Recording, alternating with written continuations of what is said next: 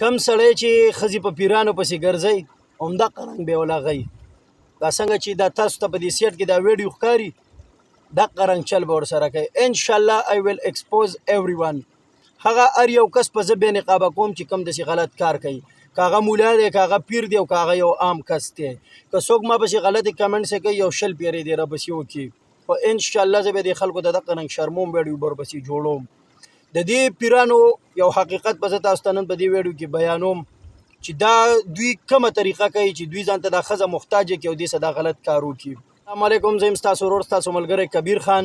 په نوې ویډیو کې درته هرکلی وایم. د حقیقت د شروع کېدو نه مخکې یو وړوکی شان ریکویسټ درته کوم، که زموږ په چینل یا زموږ په پیج باندې نوي وئ او فالو کړی یا سبسکرایب کړی هم نه وي نو مهرباني وکړئ چینل هم سبسکرایب کړئ او پیج هم فالو کړئ او چې څومره دنه کېږي دا ویډیو شیر کړئ. راځو د حقیقت طرف ته چې د دې څه سټوري ده چې زه تاسو ته دا وړاندې کوم. کله چې ښځه پیر خواله لاړه شي نو پیر له چې ځي د هغې نه مخکې دا یو میل خبره ځان څه یاد لرئ.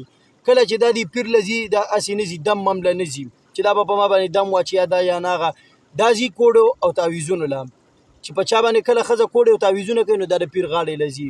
پیر خواله چې لاړه شي نو پیر ته ووایي چې موږ دغه رنګ زه په پلانکۍ ښځې یا په پلانکۍ سړي باندې زه کوډې او تعویزونه کومه او دا به ماله ته څه په څه طریقه باندې وکړي. نو دا پیر پیله څه ریاکشني، پیله یې څه خبره وي. پیر ورته پیله دا خبره وکړي چې کله ته په جنوبت کې په غسل کې او زم په غسل کې نو په هغه ټایم کې به زه دا کوډې تعویزونه کوم، ځکه چې دا که زه په داسې حالات کې وکړم نو دا کار نه کوي، چې کله زه دا د جنوبت په حالات کې وکړم نو دا بیا ډېر ښه کار کوي. نو په دغه ټایم کې د ښځې خپې وخېږي. ښځې ته وایي ته لاړ شه کور ته، ته خاوند سره میلاو شه، زه به خپلې ښځې سره میلاو شم. کله چې موږ دواړه په جنوبت کې شو نو ته به هم راشي، بیا به زه دم اچوم او کوډې تعویزونه به درله لیکم او ته به هم په غسل کې زه به هم په غسل کې، نو دا بیا ښه کار کوي. نو په دغه ټایم کې ورته دا ښځه څه ووایي؟ ښځه ورته ووایي چې زه خو اوس کور ته نه شم تللی، زما کور لرې، څه بهانه ورته وکړي، ځکه ښځه ځان ته هغه محتاجه کړي. ښځې سره بیا څه الفاظ نه وي چې زه هغه ته ووایم او ځان د پیر نه خلاص کړم. نو خبره ورته دا وکړي چې بس تم ځان لئ او زم ځان لئ، زما او ستا نه علاوه به هېڅ چاته څه پته نه لګي.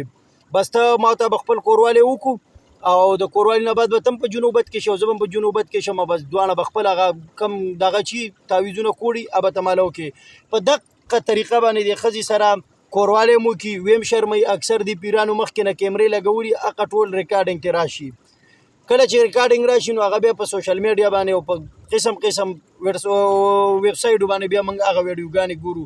دا نور هېڅ هم نه دي، دا صرف او صرف دغه طریقه. زه درته سوال کوم، ریکویسټ درته کوم، منت درته کوم، خاص کر خپلو پښتنو ورونو ته چې د دې پیرانو دا قصې ختمې کوي.